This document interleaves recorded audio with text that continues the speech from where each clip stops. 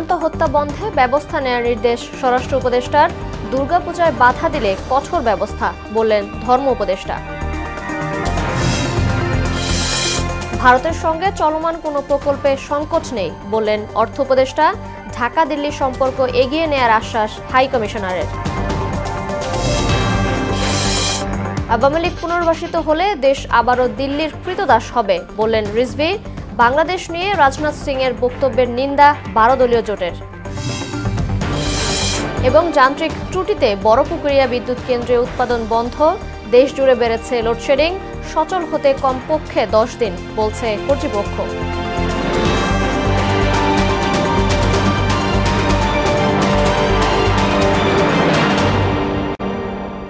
আসসালামু আলাইকুম, সবাইকে মোহনা সংবাদে স্বাগত। শুনছিলেন শিরোনাম, সঙ্গে আছি মার্জিয়া দিশা। এবার বিস্তারিত। সীমান্ত হত্যা বন্ধে ব্যবস্থা নিতে সংশ্লিষ্টদের নির্দেশ দেওয়া হয়েছে বলে জানিয়েছেন স্বরাষ্ট্র উপদেষ্টা জাহাঙ্গীর আলম চৌধুরী। দুর্গাপূজা ঘিরে সচিবালয়, আইন শৃঙ্খলা বাহিনী ও পূজা উদযাপন পরিষদের সঙ্গে বৈঠক শেষে একথা বলেন তিনি। দুর্গাপূজায় বাধা দিলে দুষ্কৃতকারীদের বিরুদ্ধে কঠোর ব্যবস্থা নেয়ার হুঁশিয়ারি দেন ধর্ম উপদেষ্টা খালিদ হোসেন। নাসির উদ্দিনের রিপোর্ট। সরকারের তথ্য অনুযায়ী এবার সারা দেশে 32,666 মণ্ডপে দুর্গাপূজা হবে। এর মধ্যে ঢাকার দক্ষিণ সিটিতে 157 আর উত্তরে থাকবে 88টি মণ্ডপ। সচিবালয়ে আইনশৃঙ্খলা বাহিনীর প্রধান এবং পূজা উদযাপন পরিষদ নেতাদের সঙ্গে বৈঠক শেষে এ তথ্য জানান স্বরাষ্ট্র উপদেষ্টা। পূজা নির্বিঘ্ন করতে গৃহীত পদক্ষেপও তুলে ধরেন তিনি। পূজা মণ্ডপে আগত শিশু, নারী দর্শনার্থীদের নিরাপত্তা নিশ্চিতকরণ। তারপরে আমরা আরেকটা ডিসিশন নিয়েছি, বিদ্যুৎ সরবরাহ নিরবিচ্ছিন্ন রাখা। পূজা উদযাপন পরিষদ বলছে, সরকারের পক্ষ থেকে মণ্ডপের সংখ্যা বলা হলেও তালিকা এখনো প্রস্তুত হয়নি। গেল 53 বছরে সনাতন ধর্মের মানুষের উপর হামলার বিচারও চেয়েছেন তারা। সম্ভাব্য সরকারিভাবে আমরা কোনো তালিকা এখনো পর্যন্ত দিই নাই। অতীতে যত ঘটনা ঘটেছে আমরা বারবার বলেছি, কোনো ঘটনার বিচার গত 53 বছরে আমরা পাইনি। ধর্ম উপদেষ্টা জানান, হামলার উপযুক্ত তথ্য প্রমাণ পেলে ব্যবস্থা নেওয়া হবে। কোন দুষ্কৃতকারী, কোন ক্রিমিনাল এখানে যদি পূজা কার্যক্রমে, উৎসবে কোন ধরনের বাধা সৃষ্টি করে, আমাদের এই গভর্নমেন্ট অন্তর্বর্তীকালীন সরকার তাদেরকে কঠোর দমন করবে। সাংবাদিকদের প্রশ্নের জবাবে স্বরাষ্ট্র উপদেষ্টা বলেন, সীমান্ত হত্যা বন্ধে ব্যবস্থা নেওয়া হবে। দুর্গাপূজা দেখতে দুই বাংলার মানুষের আসা যাওয়াও বন্ধ করা জরুরি। ভবিষ্যতে এই ধরনের ঘটনা যেন না ঘটে, এই ব্যবস্থা নেওয়ার জন্য আমি সংশ্লিষ্ট অথরিটিকে আদেশ করেছি যে এবার যেন আপনারা বর্ডার বেল্টে ভালো ভালো পূজা মণ্ডপ করেন, যেন আমাদের লোক ওই পারে যেন না যায় পূজা দেখার জন্য, আর ওই পারের লোকও যেন এই পারে না আসে, এইটার ব্যবস্থা নেওয়ার জন্য। মাজার সহ বিভিন্ন স্থানে হামলা বন্ধে সরকার তৎপর আছে বলেও জানান জাহাঙ্গীর আলম চৌধুরী। কোনো ধরনের হামলা না হয়, এটা এনশিওর করার দায়িত্ব আমার। নাসির উদ্দিন, মোহনা সংবাদ, ঢাকা। ভারতের সঙ্গে চলমান মেগা প্রকল্প নিয়ে কোনো সংকট নেই বলে জানিয়েছেন অর্থ উপদেষ্টা সালেহ উদ্দিন আহমেদ। সচিবালয়ে ভারতীয় হাইকমিশনার প্রণয় বর্মার সঙ্গে বৈঠক শেষে তিনি এও বলেন, কোনো প্রকল্পের কাজেই স্থগিত হয়নি। আর প্রণয় বর্মা বলেন, পূর্বের ধারাবাহিকতায় বর্তমান অন্তর্বর্তী সরকারের সঙ্গে দ্বিপক্ষীয় সম্পর্ক এগিয়ে নেবে ভারত। নাসির উদ্দিনের আরেকটি রিপোর্ট। ব্যবসা, বাণিজ্য আর উন্নয়নের ক্ষেত্রে প্রতিবেশী ভারত বাংলাদেশের সুসম্পর্ক দীর্ঘদিনের। বিগত আওয়ামী লীগ আমলে ভারতের সহযোগিতায় বড় বড় প্রকল্প হাতে নেওয়া হয়। তবে 5 আগস্ট পরবর্তী প্রেক্ষাপটে শুরু হয় সম্পর্কে টানাপোড়েন। সচিবালয়ে অর্থ উপদেষ্টা সালেহ উদ্দিন আহমেদের সঙ্গে বৈঠক শেষে ভারতীয় হাইকমিশনার প্রণয় বর্মা বলেন, দুদেশের সম্পর্ক আগের মতোই থাকবে। চলমান উন্নয়ন প্রকল্প নিয়েও শঙ্কা নেই। Issues in implementation which we will have to resolve through mutual cooperation, but our approach moving forward is a positive and constructive. Engaging, of course, we are very closely engaging with the government, and this my meeting with the advisor is a proof of that. High commissioner জানান, অর্থনৈতিক নানা বিষয়ে আলোচনা হলেও visa ইস্যুতে কথা হয়নি। Interaction in areas like science and technology, which is under his charge, our development cooperation projects. Many of them, as he mentioned, are important big projects which have been identified by Bangladesh for their own benefit. বিদ্যমান প্রকল্পে সমস্যা নেই জানিয়ে অর্থ উপদেষ্টা বলেন, বিজ্ঞান প্রযুক্তি সহ বড় বড় প্রজেক্টে বিনিয়োগ আগ্রহ আছে দিল্লির। They also offered something and we have also devised and we will talk about those projects, funding of the project, implementation part of it. Then another important thing is the commerce. You know, Bangladesh and India are the two important partners. There are some issues that we have got some trade deficit, but this will be sorted out. ভারতকে বাংলাদেশের সবচেয়ে ঘনিষ্ঠ প্রতিবেশী হিসেবেও উল্লেখ করেন উপদেষ্টা। India is our next door neighbor, big neighbor. Nasir Uddin, মোহনা সংবাদ, ঢাকা। বাংলাদেশ নিয়ে ভারতীয় প্রতিরক্ষা মন্ত্রীর সাম্প্রতিক বক্তব্যের নিন্দা জানিয়েছেন 12 দলীয় জোট নেতারা। এদিকে বিএনপির সিনিয়র যুগ্ম মহাসচিব রুহুল কবির রিজভী বলেছেন, আওয়ামী লীগকে পুনর্বাসনের সুযোগ দেয়া হলে এদেশ আবারও ভারতের কৃতদাসে পরিণত হবে। রাজধানীতে আলাদা অনুষ্ঠানে তারা এসব কথা বলেন। রেজা খানের রিপোর্ট। সম্প্রতি ভারতের প্রতিরক্ষা মন্ত্রী রাজনাথ সিং নিজ দেশের সামরিক বাহিনীকে বাংলাদেশ পরিস্থিতিতে নজর রাখার পাশাপাশি যুদ্ধের প্রস্তুতি রাখার নির্দেশ দেন। জাতীয় প্রেস ক্লাবে আয়োজিত 12 দলীয় জোটের বিক্ষোভ সমাবেশে রাজনাথ সিং এর এমন বক্তব্যের নিন্দা জানানো হয়। ভারতকে আমরা আজও বন্ধু রাষ্ট্র হিসেবে গণ্য করতে চাই, কিন্তু তাদের কাছ থেকে অবন্ধু সুলভ কোনো আচরণ আমরা সহ্য করতে পারি না। হাজারো মায়ের বুক খালি করা শেখ হাসিনাকে ভারত সরকার কেন আশ্রয় দিয়েছে, এমন প্রশ্ন রাখেন বিএনপির চেয়ারপারসনের উপদেষ্টা জয়নুল আবদিন ফারুক।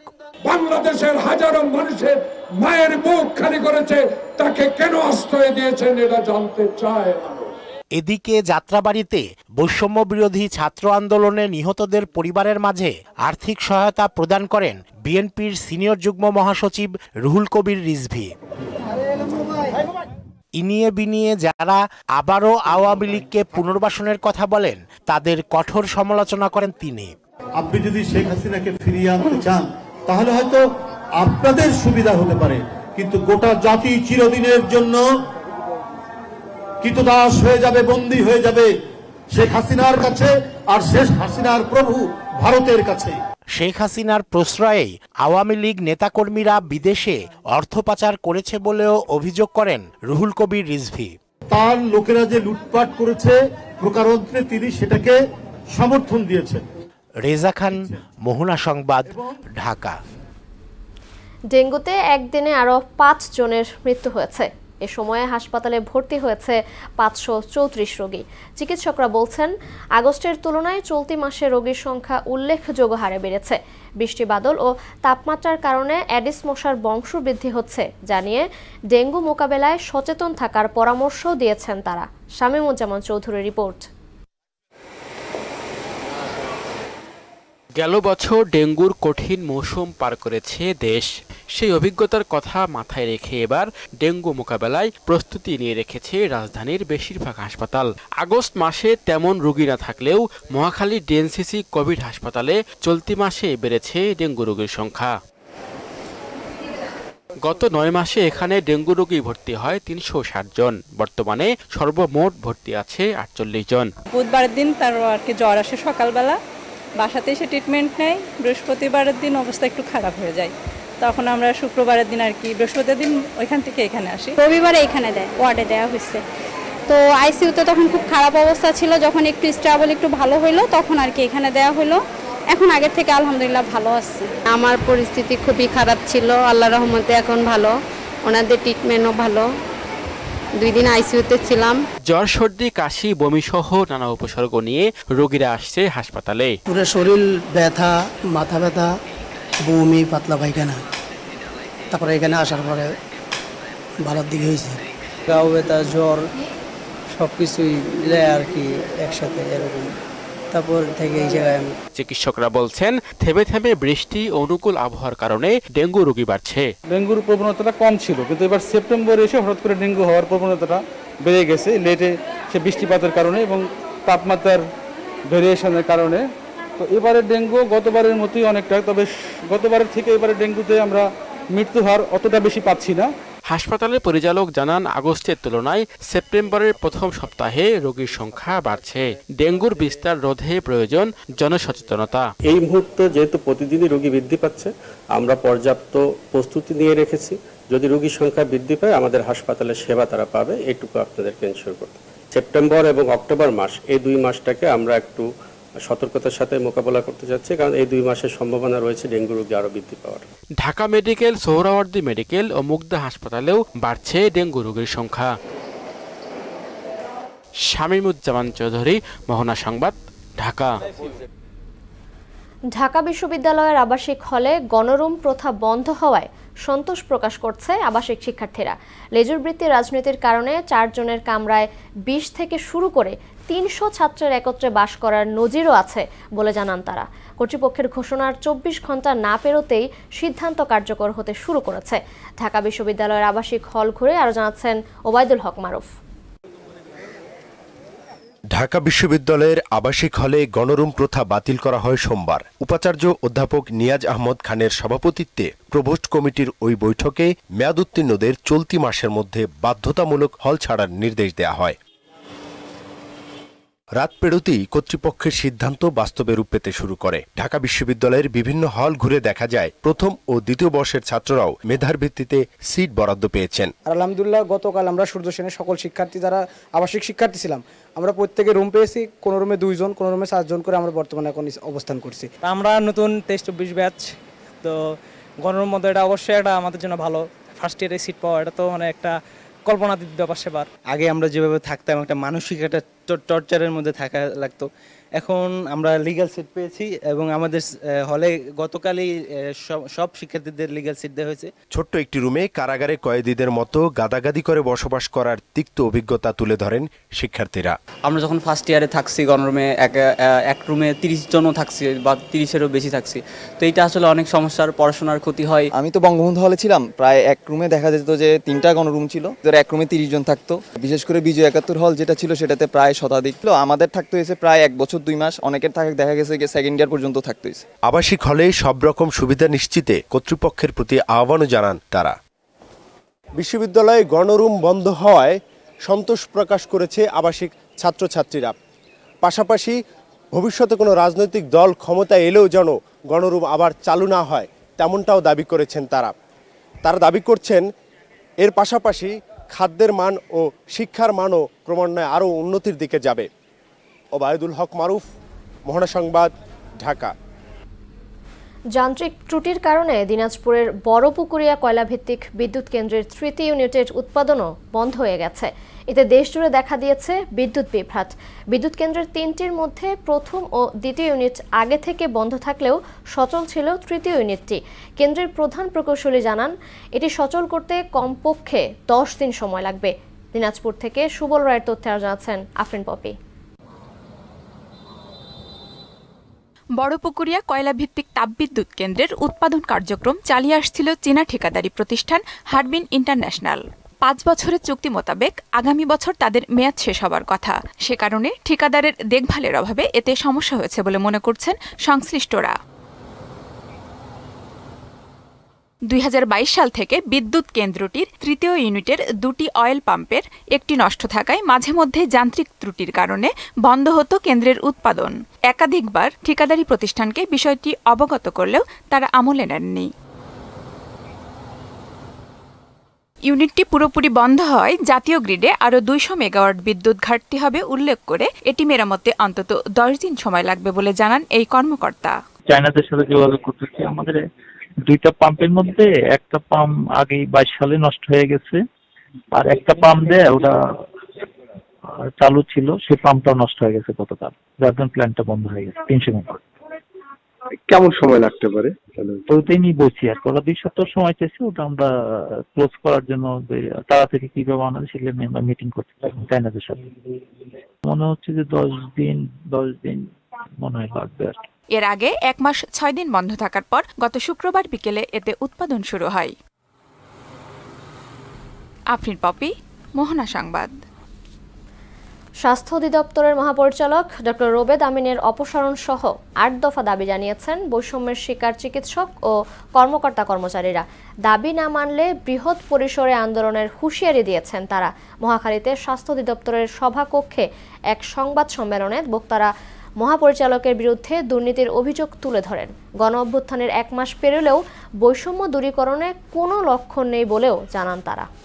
যারা আমাদের লাশগুলোকে গুম করেছে, লাশের সংখ্যা যাতে কমানো যায় গুম করেছে, সেই সব অপশক্তি যারা এখানে বসে এই কাজগুলো পরিচালনা করেছে, তাদেরকে আর যাই হোক ডিজে হিসেবে মারা যাবে না, তাদেরকে আমরা অবাঞ্ছিত ঘোষণা করব। যে আদর্শ নিয়ে এই সরকার গঠিত হয়েছিল, নতুন করে যে সংস্কারগুলো করার দরকার ছিল, বাংলাদেশের সমস্ত যোগ্য ব্যক্তিদেরকে নিয়ে এটা কেন বসানো উচিত ছিল, কিন্তু আপনার মতো আমরাও কিন্তু পরিলক্ষিত করছি যে এক বিশেষ জায়গা থেকে মনে করেন এটি আসতেছে। এটি আমাদের জন্য অত্যন্ত দুর্ভাগ্যজনক। খুলনায় নির্মাণাধীন ভবন থেকে পড়ে ৩ শ্রমিকের মৃত্যু হয়েছে। সকালে নির্মাণাধীন কর ভবন থেকে পড়ে তাদের মৃত্যু হয়। নিহতরা হলেন রাব্বি, আশরাফুল ও মামুন। খালিশপুর থানার ভারপ্রাপ্ত কর্মকর্তা আনোয়ার হোসেন জানান, নির্মাণ কাজ করার সময় অসাবধানতাবশত ৫ তলা থেকে পড়ে তাদের মৃত্যু হয়েছে। খুলনা মহানগর পুলিশের উপকমিশনার তাজুল ইসলাম জানান, এ ঘটনায় সেখানকার সাইট ম্যানেজারকে গ্রেফতার করা হয়েছে। আমরা সকালবেলা সংবাদ পাই যে এখানে ৩ জন শ্রমিক ১০ তলায় কাজ করার সময় ওইখান থেকে মাচা ভেঙে পড়ে যায়। তো আমরা সংবাদ পেয়ে এখানে আসি এবং প্রাইমারি তদন্ত যেটা দেখতে পেয়েছি যে শ্রমিকদের নিরাপত্তার জন্য যে ধরনের মেজারমেন্টের কথা ছিল, সেফটি সিকিউরিটি কিছুই মেনটেন করা হয় নাই এবং আজকে এই সেফটি সিকিউরিটি মেনটেন করা হয়নি দেখে আজকে শ্রমিক ৩ জন মারা গিয়েছে। সাবেক প্রেসিডেন্ট জিয়াউর রহমানের সমাধিতে ফুলেল শ্রদ্ধা জানিয়েছেন বিএনপি নেতা নাসিরউদ্দিন আহমেদের পিন্টুর ছোট ভাই অস্ট্রেলিয়ার মেলবোর্ন বিএনপির সভাপতি রিয়াজউদ্দিন আহমেদ মনি। সকালে চন্দ্রিমা উদ্যানে শ্রদ্ধা নিবেদনের সময় তার সঙ্গে ছিলেন লালবাগ থানার সাবেক ছাত্রদল নেতা যুক্তরাষ্ট্র প্রবাসী মোহাম্মদ স্বপন। শ্রদ্ধা শেষে বিএনপির প্রতিষ্ঠাতা জিয়াউর রহমানের আত্মার শান্তির কামনায় মোনাজাত করেন তারা। শেষ করব মোহনা সংবাদ, যাবার আগে শিরোনামগুলো আরও একবার।